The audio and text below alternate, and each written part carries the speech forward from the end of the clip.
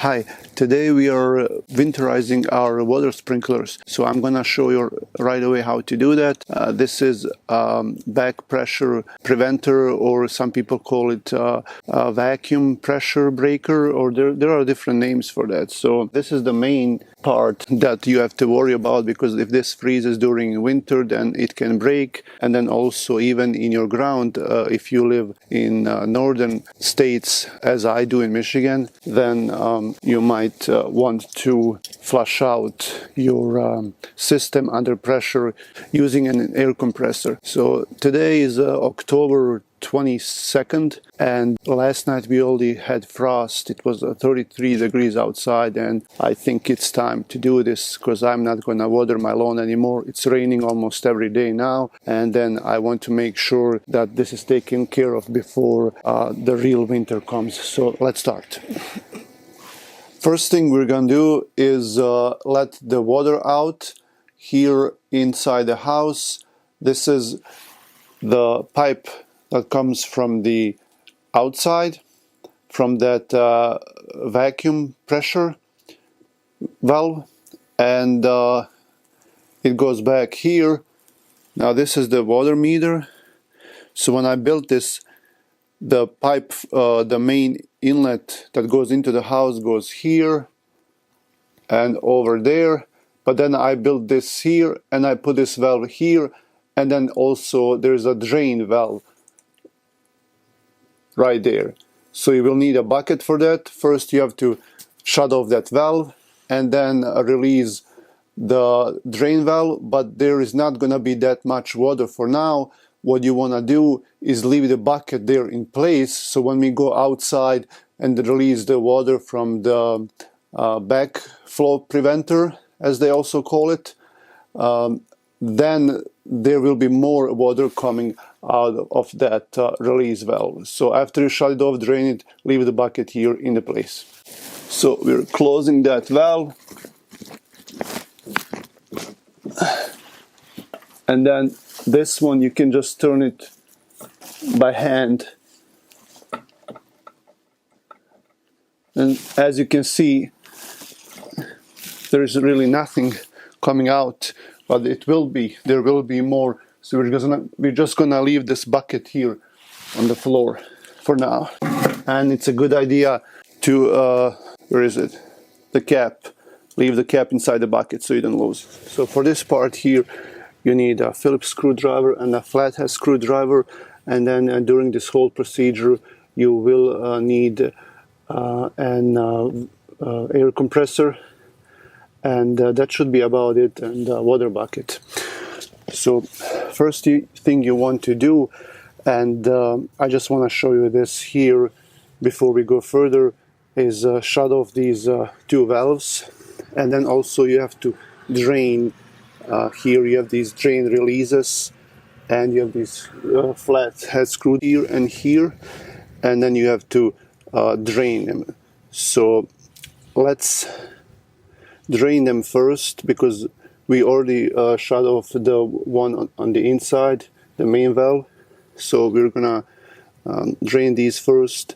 Using a flathead screwdriver, you're gonna release this valve here, and it's gonna let all the water come out. And there's also another one here on this side, and then we're gonna do that one too.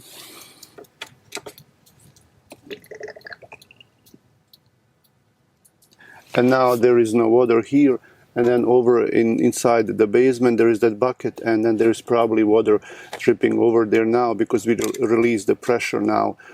This is open, and there will be more water inside going into that bucket. So what we want to do is close these for now, and then later we'll come back to this. But now we have to flush out the sprinkler system that's in the ground. Usually they have this box close to the back pressure valve, but sometimes they have these boxes on the other side of the house, and usually the back pressure valve should be on the highest point around the house and should be easy to spot. So if you don't know where it is, just go around, look at all the corners and all the sides, and then you'll find it. And then the box should be somewhere near, if not right there. Then sometimes they put it on the other side. So you just pry open here. Then I built this myself. I made sure I leave this valve here and the connection for my air compressor, so I can connect it like we are doing now, and then we can flush out the system. Sometimes they have different ones and they have different connections, so you have to work with that. If you don't have that connection, these fittings here, you can go to your local hardware store and then just see with them if they can help you in order to connect it to here. But as you can see, this is closed now because during the regular operations the water would come out here, and now since we shut off the water connections on the inside and then we drained it as much as we can open this up now, and there is no water. But we're gonna leave it closed, so when we connect the hose from the air compressor, then we can just open it up and then we will flush it out under pressure. Now these here check valves are for each zone. I have 3 zones and you have to do each zone separately. And what you can do here, because they're closed now and the main controller inside operates these, so when you turn this on inside, then this will open up and the water will freely go out to your sprinkler heads.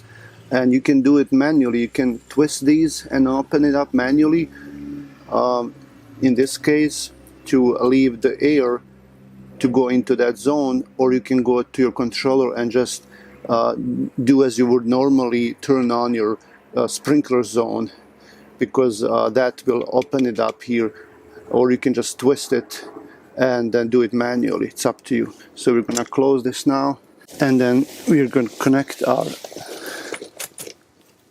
compressor. Okay, and let me go show you what the compressor looks like. This is an 8-gallon compressor with 150 max psi, and this should be enough for this kind of job. And if you are using a pancake compressor, then I don't know if that's gonna work. That might be too small. So you need something at least as big as this, and you want to plug it in directly into the outlet. You don't want to use extension cord. As you can see, the tool pressure gauge here showed 75 psi, which is enough for this kind of job. If you go more, it might break your system, so this should be enough to push that water out.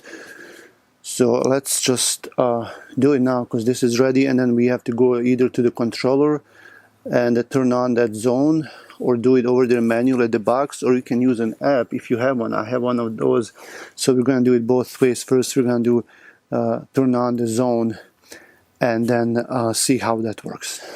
This is the controller that I have installed, and we're going to turn on one of the zones now right here, and then release that air into the system so it can push out the water. So we're going to start with zone 3, and I'm going to do that one first. Okay, and then we're going to go turn on the air compressor. Another way you can do this is you can just twist this open.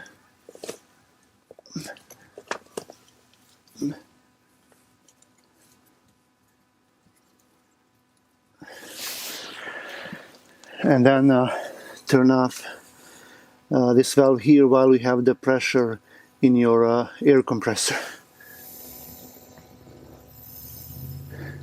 So you want to set this to 75 or so, and now it's ready. and we have connected all the connections here, and then that red valve that you've seen, we just open it up while we have the zone open, and it will push out all the water.